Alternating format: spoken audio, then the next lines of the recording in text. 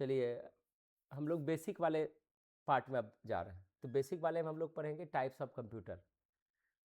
जो चीज़ हम यूज कर रहे हैं, हम लोग ठीक से नॉलेज नहीं होने के कारण कंप्यूटर परचेज करता है कभी कभी, ठीक है ना।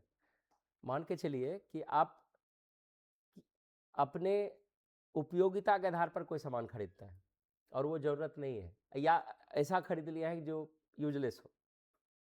तो इसको पहले समझिए कि हार्डवेयर जो कंप्यूटर है, ये कंप्यूटर कितने प्रकार के हैं, किस तरह के कंप्यूटर में किस तरह का कार्य होता है, तो इसको हम लोग आज यहाँ से सीखेंगे।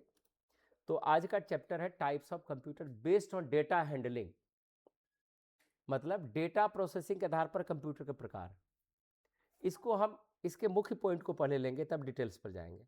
तो पहला कंप्यूटर है एनालॉग कंप्यूटर, ठीक है। दूसरा कंप्यूटर डिजिटल कंप्यूटर।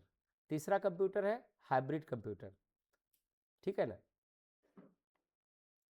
ये यहाँ पर तीन प्रकार के ही कंप्यूटर हैं। अगर मोटा मोटी रूप में इसको बताया जाए तो कितने कंप्यूटर हुए? तीन प्रकार, एनालॉग, डिजिटल और हाइब्रिड, ठीक है ना। हम अपने इसको कॉमन भाषा में पहले बताते हैं। एक समय था जब रेलगाड़ी चलती थी तो एक सीढ़ी बना हुआ, कभी देखे होंगे अगर आप लोग बच्चे होंगे तो, रेलवे ट्रैक पर अगर कभी गए होंगे तो सीढ़ी एक छोटी सी बनी हुई रहती थी। अगर रेलगाड़ी आती थी तो स्टेशन से रात में भी आदमी एक लैंटर्न बना हुआ रहता था, लालटेन टाइप से, उस सीढ़ी पर चढ़ करके वहाँ पर लाइट को रखता था और आगे जो है प्लास्टिक वाला ग्लास, प्लास्टिक वाला गोल गोल बना रहता था जिसमें हरा, लाल और पीला उसको दिखाना है, ठीक है ना, जो ड्राइवर समझता था दूर से ही। लाइट मतलब दीपक, लैंप उसमें जाके रखना पड़ता था, ठीक है ना। और ड्राइवर दूर से ही अगर देख रहा है कि येलो है तो उसके स्पीड को कम करना है, ग्रीन है चलते रह जाना है, और लाल है तो उस खंभे के पहले तक रुक के रहना है। तो ये समझ में आ रही है ना। मतलब वो जो खंभा है या खंभा था, कुछ इंफॉर्मेशन दे रहा है ना, रुकने के लिए इंफॉर्मेशन दे रहा है, धीरे धीरे चलने का इंफॉर्मेशन दे रहा है, आगे बढ़ते रहने का इंफॉर्मेशन मिल रहा है ना। जहां से भी इंफॉर्मेशन मिल रहा है, जिस माध्यम से मिल रहा है ना, वो एक प्रकार का कंप्यूटर का भाग मान लिया जाता है, ठीक है ना। अब चलते हैं, एक तो छोटा सा, ये तो बहुत ज्यादा पीछे हो गए। अभी भी आप अपने हैंड पर घड़ी पहनते हैं जिसमें सुई वाला सिस्टम है, ठीक है ना। अब मान के चलिए अभी छोटी सुई 7 पर है और बड़ी सुई मान के चलिए वहां पर बड़ी सुई जो नीचे वाला 6 होता है उससे थोड़ा सा आगे बढ़ के है। और आप ऐसे घड़ी देखिएगा तो क्या बोलिएगा, कितना बज रहा है ना। हम क्या बोले, 6 से थोड़ा सा आगे पीछे है, ठीक है ना। आप वहां पर बोलेंगे साढ़े 7 बोल रहे हैं, ठीक है ना। क्या एग्जैक्ट टाइम है क्या? नहीं ना है। लेकिन यही अगर डिजिटल वॉच पहने हुए हैं, वहां लिखा हुआ है 7:33। आगे बोले थे तो जो वहां पर हम बोले 7:33, तो वो एग्जैक्ट है या फेंकने वाली बात है, ये बताइए। एग्जैक्ट है ना। मतलब आप वर्ड में टाइपिंग कर रहे थे तो वो एग्जैक्ट साइजिंग है। अब पेज मेकर में हम रूलर के साथ हम कर रहे हैं तो एग्जैक्ट है माप, ठीक है ना। तो यहां पर एनालॉग जितना भी सिग्नल सूचक है, संकेत से सीख लेता है। आप क्लिनिक वगैरह में, डॉक्टर के क्लिनिक में दिख रहता है डॉक्टर इन एंड आउट, काठ का बना हुआ रहता था, ऐसे उठा दिया वहां लिख दिया आउट, मतलब डॉक्टर साहब नहीं है, और उसको फिर नीचे कर दिया तो वहां लिखा इन, मतलब हम समझ जाते हैं कि इससे वो भी इंफॉर्मेशन, जहां से भी इंफॉर्मेशन मिल रही है, लेकिन इसको बोलता है सिग्नल के थ्रू। किस सिग्नल से देखे, वहां जो लिखा हुआ था, ठीक है। फिर चलते हैं, अपने घर में स्टेबलाइजर रखते थे, वोल्टेज मापक, ठीक है ना। वोल्टेज के लिए 200, अब बहुत ऐसा सिस्टम है जो ऑटोमेटिक उतना ही हमको विद्युत चाहिए, लेकिन कभी कभी इतना वोल्टेज आ गया कि घर का सब कुछ उड़ गया, ठीक है ना, और इतना कम है कि बल्ब भी नहीं जल रहा है ठीक से, तो आप क्या करते थे, स्टेबलाइजर लगाते थे। लेकिन स्टेबलाइजर का सुई जो है बार बार स्थिर नहीं रहती है। मोटरसाइकिल भी आप चलाते हैं, मोटरसाइकिल में सुई जाती है, अप्रोप्रिएट नहीं है, लेकिन डिजिटल स्पीडोमीटर जो बना हुआ है उसमें एग्जैक्ट अगर 61 किलोमीटर के स्पीड से चल रहे हैं तो वह 61 लिखाएगा, 67 लेके चल रहे हैं तो 67 लिखाएगा। लेकिन जो डिजिटल नहीं है वो सुई, तो वो सिग्नल है। तो सिग्नल पर चलने वाले चीज जितने भी इंफॉर्मेशन आपको इस तरह से मिलता है उसको बोलते हैं एनालॉग। अब समझ में आ गया? यहां पर क्या दिया हुआ है, analogue computers process continuous data, जैसे टेम्परेचर, जैसे बुखार किसी को आता है तो थर्मामीटर से मापते हैं ना, 90.7 वहाँ बना हुआ है पहले से, ठीक है ना। कभी कभी फ्रीक्वेंसी, रेडियो में भी फ्रीक्वेंसी बनी हुई रहती थी, speed, pressure, voltage, they are used in scientific and engineering fields. Analogue computer निरंतर डेटा को प्रोसेस करते हैं, जैसे तापमान, गति, दबाव, वो आगे पीछे हमेशा होते रहेगा। इनका उपयोग वैज्ञानिक एवं इंजीनियरिंग कार्यों में किया जाता है। लेकिन इसको मोटा मोटी समझना है कि हाथ में सुई वाली घड़ी एनालॉग एक तरह का कंप्यूटर है, समय का सूचना दे रहा है ना। जो सीढ़ी पर चढ़ करके लैंप जलाते थे तब हरा, पीला और लाल दिखाते थे, लेकिन अब तो वैसा सिस्टम नहीं है, अब तो स्टेशन से ऑटोमेटिक है ना। अब मान के चलिए कि वहां पर इससे नुकसान क्या हुआ, गाड़ी पास कर गई, अब लाले दिखाएगा जब तक फिर उसका ढक्कन व्हाइट वाला नहीं करेगा, रेड ग्रीन है तो ग्रीन रह जाएगा, चूंकि हटाना पड़ता था ना, एक आदमी जाके उसको ठीक करते थे। तो धीरे धीरे धीरे डिजिटल की दुनिया आ गई, ऑटोमेटिक, और डिजिटल चेंज होकर के कहाँ चला गया, आर्टिफिशियल इंटेलिजेंस बदल गया ना। तो जैसे स्पीडोमीटर, थर्मामीटर, ईसीजी मशीन, ये सब क्या है, एनालॉग कंप्यूटर एक तरह का इसको माना जाता है। तो हम लोग अभी जो पढ़ेंगे एनालॉग से हमको कोई मतलब नहीं, एनालॉग कंप्यूटर यहाँ सीखने नहीं आए, हम कौन सा कंप्यूटर सीखना है, डिजिटल कंप्यूटर। जो आपके सामने सिस्टम है, लैपटॉप है, डेस्कटॉप है, पामटॉप है, मोबाइल है, ये कैसा कंप्यूटर कहलाएगा, digital. Digital computers process discrete data, जो 0 1 को डायरेक्ट कन्वर्ट करके ओरिजिनल फिगर में चेंज कर देता है। They are the most commonly used computers today. मतलब डिजिटल कंप्यूटर 0 और 1 के रूप में डेटा को प्रोसेस करता है। आज सबसे अधिक उपयोग में आने वाले कंप्यूटर डिजिटल कंप्यूटर है, हम जो यूज करते हैं, जैसे डेस्कटॉप, लैपटॉप, कैलकुलेटर, ये सब जो है हूबहू दिखता है ना। आज मोटरसाइकिल में भी देख के लेते हैं ना, स्पीडो नहीं चाहिए हमको, डिजिटल मीटर वाला चाहिए। कोई भी चीज, बहुत ऐसा चीज है जैसे घड़ी भी डिजिटल लोग अब लगा के रखते हैं, सुई वाला गया। हाइब्रिड क्या है, hybrid computers combine features of both analogue and digital computer, जिसमें एनालॉग और डिजिटल सुविधा दोनों उपलब्ध हो, वो भी है ना। पल्सर बाइक जो पहले का स्पीडोमीटर आता था उसमें डिजिटल भी दिखाता, इधर आके दाहिना साइड में सुई भी है। या ऐसी घड़ी होती है जिसमें सुई वाला भी सिस्टम है और उसके बीच में डिस्प्ले भी है, ठीक है ना। तो जिस पर नजर चला जाए उसको हम देख के काम करते हैं, दोनों सिस्टम है, ठीक है। तो जिसमें दोनों सिस्टम हो उसको एनालॉग और डिजिटल बोलेंगे, ठीक है। और यहां पर ICU monitoring system, weather forecasting system, ये हाइब्रिड का पहचान है। आगे देखिए, types of computer based on purpose. अब कंप्यूटर का एक पर्पस होता है, अब क्या पर्पस है, जनरल पर्पस, मतलब समान उद्देश्य, हम लोग जो अभी यूज कर समान उद्देश्य है, used for multiple task like typing, browsing, teaching, designing etcetera, इसको सामान्य पर्पस बोलेंगे। मतलब ऐसे कंप्यूटर जिस पर जो कोई, यानी कई प्रकार के कार्य कर सकते हैं, जैसे टाइपिंग कर सकते हैं, इंटरनेट चला सकते हैं, पढ़ाई कर सकते हैं, ये कैसा कंप्यूटर होगा, ये जनरल पर्पस कंप्यूटर होगा। जैसे पर्सनल कंप्यूटर पीसी आपके सामने जो दिख रहा है, लैपटॉप, स्पेशल पर्पस क्या है, design to perform specific task only, ऐसे कंप्यूटर जो केवल एक विशेष कार्य के लिए बनाया जाता है, जैसे एटीएम मशीन, उसमें दूसरा काम नहीं करना।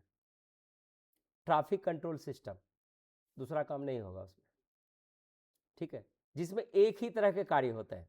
अब types of computer based on size and performance, मतलब आकृति के आधार पर, क्षमता के आधार पर कंप्यूटर का प्रकार। पहला आता है इसके आधार पर डिजिटल कंप्यूटर का जो भाग है उसी का भाग है माइक्रो कंप्यूटर बोला जाता है। माइक्रो कंप्यूटर को ही पर्सनल कंप्यूटर बोला जाता है। Small size computers design for personal use, छोटे आकार के कंप्यूटर जो व्यक्तिगत उपयोग के लिए आते हैं, जैसे डेस्कटॉप, लैपटॉप और टैबलेट। ठीक है ना, इसको हम अपने कैटेगरी में अलग से बांटे हैं, लेकिन आज इसको शॉर्ट में एक पहले समझ रहे हैं कि ये क्या हमको दिया। एक होता है मिनी कंप्यूटर, मतलब ये इसी के आधार में micro computer, mini computer, main frame computer और सुपर कंप्यूटर। मतलब अगर आपसे पूछा जाए आकार और क्षमता के आधार पर कंप्यूटर के कितने प्रकार हैं, तो 4 प्रकार हैं। माइक्रो कंप्यूटर, उसके बाद मिनी कंप्यूटर, तीसरा मेन फ्रेम कंप्यूटर और सुपर कंप्यूटर। ये 4 भेद हैं। इसको आसानी से समझने के लिए हम चलते हैं, अब मिनी कंप्यूटर क्या है। Medium size computers used by small organization, मध्यम आकार के कंप्यूटर जो छोटे संगठनों में उपयोग किए जाते हैं, ये डिपार्टमेंटल सर्वर्स के रूप में। लेकिन ये मिनी कंप्यूटर ऐसे ये नहीं समझ में आया होगा। मिनी कंप्यूटर को समझने के लिए आप मेरे कंप्यूटर को देखिए। आप आते हैं, क्लाइंट्स में आगे स्विच लगी हुई है, दोनों को दबाते हैं, चल जाते हैं। अगर बगल वाला भी कंप्यूटर कार्य करता है, उसको भी चलाते हैं तो वो भी चलने लगता है। आप किसी दिन PC 1 पर बैठे हैं, दूसरे दिन PC 2 पर बैठे हैं, तीसरे दिन PC 3 पर बैठे हैं, तो आपका फोल्डर या आपका कार्य एक किसी पर भी एक समान करते हैं कि नहीं। लेकिन एक समय था जब हम लोग कंप्यूटर सीखते थे, तो 4 कंप्यूटर है, अगर हम PC 1 पर कार्य किए हैं और उसी समय दूसरा बच्चा वहां पर बैठ गया है, तो PC 1 का कोई कार्य हमको उस पर नहीं मिलता था। हमको दूसरे बैठेंगे तो मेरा फोल्डर बना है PC 1 पर, 3 पर बैठेंगे मेरा फोल्डर वहां से नहीं दिखेगा। लेकिन आज आप किसी सिस्टम पर बैठते हैं तो आपकी फाइल मिलती है कि नहीं, मिलती है ना। इसका कारण क्या है, जो हम किसी पर बैठे मेरी फाइल उपलब्ध है वहां पर। कहने का मतलब है कि एक सराउंडेड क्षेत्र बना हुआ है। ऐसे कंप्यूटर जो किसी एक विशेष कंप्यूटर के सहयोग से चलता हो, समझ रहे हैं ना, विशेष कंप्यूटर के सहयोग से चलता हो, मतलब वो बंद हो जाएगा तो उधर बंद हो जाएगा, वो चलेगा तब वो चलेगा। ठीक है ना, जो विशेष कंप्यूटर है जो अपने साथ कुछ कंप्यूटर को चलाता हो, जो विशेष कंप्यूटर है दूसरे को चलाने वाला, उसको बोलते हैं सर्वर। और जो उस पर आधारित होकर के कार्य होता है उसको बोलते हैं क्लाइंट्स। ध्यान रखना है कि कंप्यूटर में आपको कंप्यूटर के शब्दावली पर भी ध्यान रखना है। क्लाइंट्स कंप्यूटर कौन हुआ, जो मुख्य कंप्यूटर से जुड़ा हुआ है ना। मुख्य कंप्यूटर का असली नाम क्या हुआ, सर्वर, है ना। ऐसा ऑर्गेनाइजेशन जिसमें एक सर्वर हो और उनसे जुड़े हुए कंप्यूटर्स हो, उनको बोलेंगे मिनी कंप्यूटर्स। अब समझ में आया, इसको बढ़िया समझना है, ठीक है ना। लेकिन मिनी का मतलब क्या हो जाता है, हम लोग सोचते हैं कोई छोटा कंप्यूटर को मिनी बोला जाता है, जैसे बगल में रखा हुआ उसको भी मिनी बोला जाता है, लेकिन वो अलग मिनी है ना। टैबलेट साइज में कंप्यूटर आता है उसको भी मिनी कंप्यूटर बोला जाता है, मिनी लैपटॉप उसको बोलता है, मिनी लैपटॉप। लेकिन मिनी कंप्यूटर यहां पर मतलब है कि जिनके पास एक ही सर्वर हो और उनके कई क्लाइंट्स उसी सर्वर से जुड़ा हुआ हो, उसको मिनी कंप्यूटर बोलता है। जिसमें हम नेटवर्क टोपोलॉजी सब बताएंगे तो उसमें आपको ये चीज समझ में आएगा, नेटवर्क। अब वो सर्वर जो है कैसे कैसे जुड़ा हुआ आपस में, एक वायर आती है, उसका कनेक्टर होता है और वो सर्वर से जुड़ा हुआ रहता है, ठीक है ना। जहां पर वो कनेक्टर लगता है मुख्य कंप्यूटर में, उसको वहां पर क्या बोलते हैं, इथरनेट। अब कुछ शब्द को समझिएगा, जहां से वो वायर आया और उसके उस होल में वो वायर गया, RJ45 की तरह। जैसे पहले टेलीफोन का सिस्टम होता था, तो टेलीफोन में एक तार लगी रहती थी छोटी सी, उसमें वाइट करके, है ना। तो वो जो उसमें उसके सॉकेट में लगा जा करके, उसी तरह से बड़ा साइज आता है जिसको RJ45 बोलते हैं, उसमें कनेक्टर लगे, तो वो तार नहीं है आपके सामने भी, ये जो व्हाइट तार देखिए वहां तक गया है, ये तार जैसा दिखता है, ये वो बिजली वाला करंट तार नहीं है ना। और एग्जांपल आप समझ सकते हैं, बहुत जगह CCTV कैमरा लगा हुआ है, तो CCTV कैमरा जो है है ना, किसी न किसी एक तार से कनेक्ट होकर के, और इसी तरह का तार आपको मिलेगा और वहां डीवीआर से जुड़ा रहता है। आप जो जो एक्टिविटीज करते हैं, जो जो एक्टिविटीज आप करते हैं उस एक्टिविटीज को रिकॉर्ड करता है ना, और वो उसके हार्ड डिस्क में स्टोर होते रहता है ना। कभी 1 महीने का रहेगा, 1 महीने के बाद कुछ खत्म हो जाएगा। वो जो चलाने वाले पर निर्भर करता है कि हमको इतना दिन का रखना है, कितना दिन का नहीं रखना है। आप देख रहे हैं कि आज सीसीटीवी कैमरा कितना मदद करता है लोग को, किसी जगह कांड हो जाएगा, कुछ हो जाएगा तो सीसीटीवी कैमरे को ही खंगालने लगता है कि इधर से गुजरा होगा अपराधी, दूसरा भी उसमें पिसा जाता है। अगर हम कैमरा वहां लगा रखें मेरे पास भी आएगा, इधर से किसी को मर्डर करके भागा है, आपके डीवीआर में लोड हुआ होगा। तो वो जो वायर कनेक्ट किया, वो वायर को बोलते हैं लैन वायर। वायर समझ में आ गया? लैन का फुल फॉर्म क्या है? Local area network. समझ में आ रही है ना? लेकिन अगर हम गूगल खोलते हैं तो किसी भी कंप्यूटर में, मोबाइल में भी, कहीं भी अगर आपकी कोई अकाउंट बनी हुई है तो कहीं से भी खोलते हैं तो वही चीज खुलेगा। ठीक है ना? तो वो भी एक प्रकार का नेटवर्क है, वो इंटरनेट का नेटवर्क, इंटरनेट का जाल। इंटरनेट, नेट मतलब जाल, इंटर मतलब आपस में कनेक्टेड, है ना। ऐसा कंप्यूटर का समूह जो आपस में कनेक्टेड हो और उनके इंफॉर्मेशन का आदान प्रदान किया जा सके, उस सुविधा को इंटरनेट बोला जाता है। ठीक है? तो उसी प्रकार से किसी सर्वर से कुछ कंप्यूटर, महत्वपूर्ण कंप्यूटर को आपस में जोड़ करके उसमें उपलब्ध जो सर्वर में जो चीज है उसको हम वहां भी उपयोग कर सकते हैं, और किसी कंप्यूटर पर बैठेंगे तो सेम चीज हम एक्सेस कर सकते हैं, है ना। तो वो उनसे जुड़े हुए कंप्यूटर को क्लाइंट्स बोलेंगे, और जो सर्विस दे रहा है, पूरा सेवा दे रहा है, उसको सर्वर बोलेंगे। क्लियर हो गया? और ऐसा क्षेत्र जहां पर एक सर्वर हो उसको हम मिनी कंप्यूटर्स बोलेंगे। क्लियर है? अब चलते हैं आगे। यहां पर वैसे ठीक नहीं लिखा हुआ है, वो जो ऊपर लिखा हुआ है वो मेरा, हम अपना थ्योरी निकालेंगे किसी और दिन। Mainframe computers, very powerful computers use by large organization to process large amount of data. बहुत शक्तिशाली कंप्यूटर जो बड़े संगठनों द्वारा भारी मात्रा में डेटा प्रोसेस करने के लिए उपयोग किए जाता है। एक और एग्जांपल यहां पर देता है। आप एटीएम से सबको पैसा निकालने जानते होंगे, ऐसा कोई है कि जो यहां बैठे हैं एटीएम चलाना नहीं जानता है? आपका खाता किसी और स्थान पर है, मान के चलिए यहां से पटना चले गए, क्या वहां पैसा निकाल सकते हैं? नहीं। अभी भी बहुत लोग ऐसे हैं जो पुराने नियम से जीते हैं कि नहीं, हम तो एटीएम से पैसा निकालते ही नहीं है।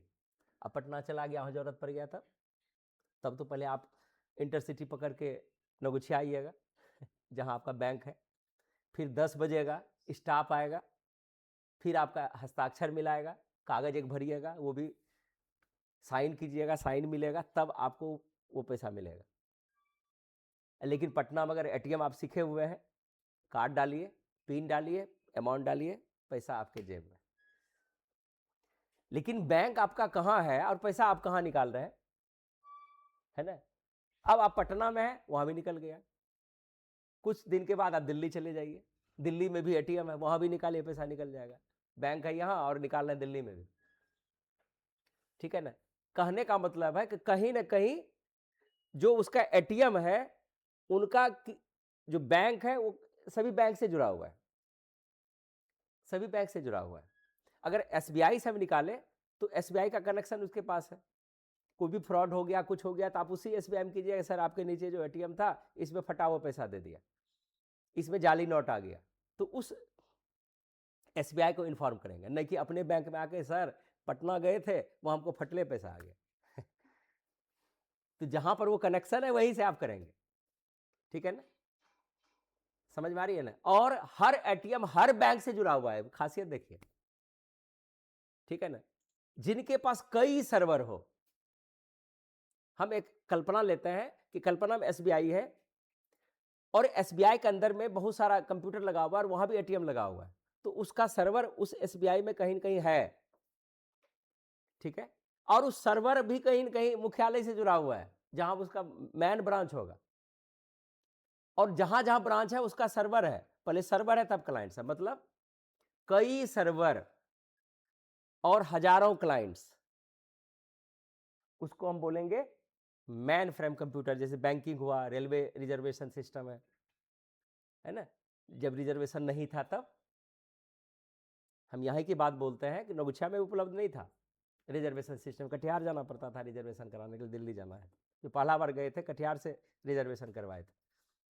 और आज रिजर्वेशन आपके मोबाइल पर, कंप्यूटर स्क्रीन पर, नेट पर उपलब्ध है, घर बैठे, कहीं जाने वो भी जाने की जरूरत नहीं है, नगुच्छे जाने की जरूरत नहीं है ना। तो ये कैसे संभव हुआ? ये संभव हुआ मैन फ्रेम कंप्यूटर्स के कारण और इंटरनेट सुविधा के कारण। अब है सुपर कंप्यूटर, ये बिल्कुल आसान है।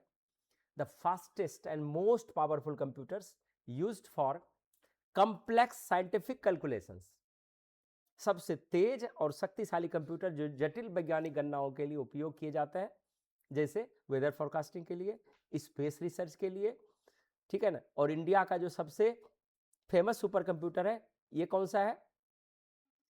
परम 8000, ठीक है ना। तो यहां तक आज आप कंप्यूटर के प्रकार को सीखे। चलिए एक बार रिकैप करते हैं तेजी से 5 मिनट में। नॉर्मल जो है कंप्यूटर के कितने प्रकार हैं? 3, एनालॉग, डिजिटल और हाइब्रिड। एनालॉग सिग्नल और वेव को फॉलो करता है, डिजिटल पूरा 0-1 को कन्वर्ट करके ओरिजिनल फिगर में बदल देता है, ठीक है ना। और हाइब्रिड जिसमें दोनों सुविधा उपलब्ध हो, ठीक है। और टाइप और क्षमता के आधार पर कंप्यूटर कितने भेद हैं? 4। माइक्रो कंप्यूटर, माइक्रो को पर्सनल कंप्यूटर बोला जाता है, mini computer, man frame computer और सुपर कंप्यूटर, है ना। मिनी कंप्यूटर में कितने सर्वर होते हैं? मिनी कंप्यूटर कितने सर्वर होते हैं? 1, ठीक है। और मैन फ्रेम कंप्यूटर में कितने सर्वर होंगे? बहुत सारा। समझ में आ गया? Super computer. अच्छा एक प्रश्न और, अगर हमको वेदर फोरकास्टिंग जानना है तो कौन कंप्यूटर इस्तेमाल करना पड़ेगा? Super computer. समझ में आ रही है? हमको उम्मीद है कि आज का क्लास देखने में लगता होगा जैसे तैसे, लेकिन हमने कंप्यूटर के टाइप्स को समझ गया। कोई पूछेगा जवाब दे दीजिए ना। कंप्यूटर के कितने प्रकार? 3, एनालॉग, डिजिटल और हाइब्रिड।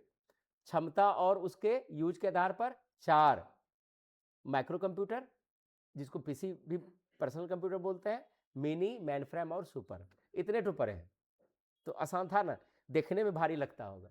तो आप लोग अपना देख लीजिए कैसे नोट्स बनाइएगा। अब हम लोग यहाँ पर आएंगे ऑब्जेक्टिव क्वेश्चंस पर। ये आपका रोज का टेस्ट बना हुआ है, ताकि आप कंपटीशन में भी कोई शिकायत नहीं हो कि हम गए सर मेरा प्रश्न नहीं आया। आप चैप्टर पकड़िए ना, और चैप्टर में देखिएगा जितना बनाते हैं आप क्वेश्चन बना लेते हैं। जीके जीएसवी अगर आप इस तरह से पढ़ते हैं तो आपको संपूर्ण किताब याद हो जाएगा, अगर इस तरह से पढ़ाया जाए संपूर्ण किताब। और हम प्रश्न आपको रेडी करके दे रहे हैं। ये थोड़ा सा जो है इसको हम देख लेते हैं। एडिशनल मॉडर्न टाइप्स है, आधुनिक प्रकार जो है। Work station, high performance computer used for engineering and graphic designing के लिए। उच्च क्षमता वाला कंप्यूटर जो इंजीनियरिंग और ग्राफिक डिजाइनिंग में उपयोग किया जाता है उसको वर्क स्टेशन बोलते हैं। एम्बेडेड कंप्यूटर, एम्बेडेड कंप्यूटर किसको बोलते हैं? Built into devices to perform the specific functions. ऐसे कंप्यूटर मशीनों के अंदर लगाए जाते हैं।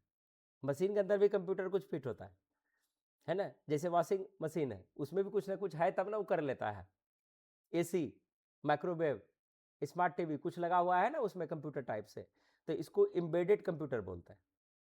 एक है वर्क स्टेशन, इंजीनियरिंग और ग्राफिक डिजाइनिंग में जो यूज किए जाते हैं वर्क स्टेशन, ठीक है ना।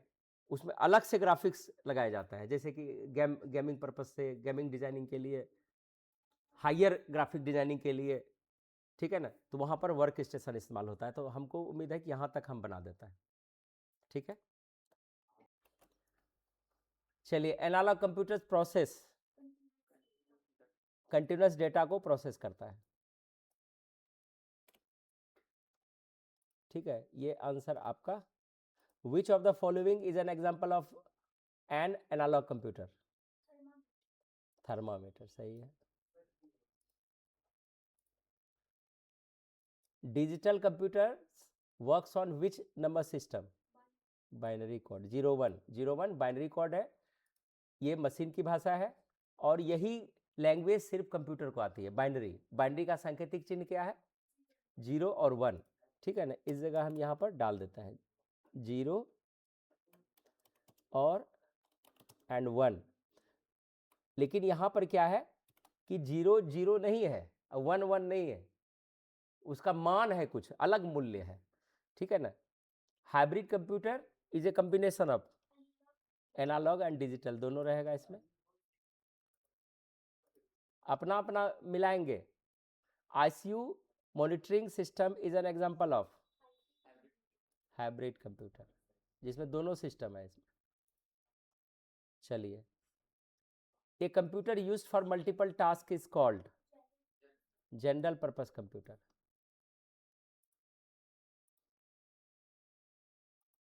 जिसमें सब कुछ मिला जुला के कर लेता है। जनरल पर्पस जो सामान्य कार्य होता है तो वो जनरल पर्पस ही होता है। ATM machine is an example of, ATM machine general purpose से नहीं है, सुपर कंप्यूटर नहीं है, स्पेशल पर्पस से कंप्यूटर है। ट्रैफिक कंट्रोल सिस्टम इज, ये भी स्पेशल नहीं आएगा।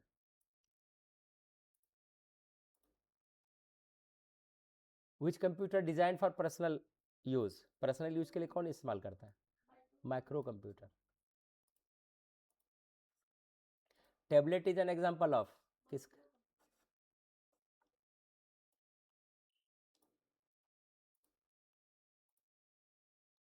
Which computer is used by large organizations for bulk data processing?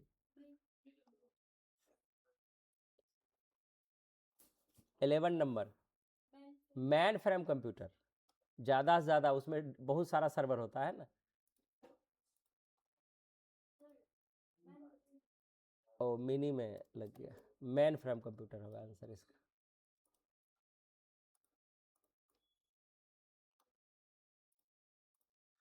The fastest and most powerful computer is super computer. India's famous super computer Param 8000।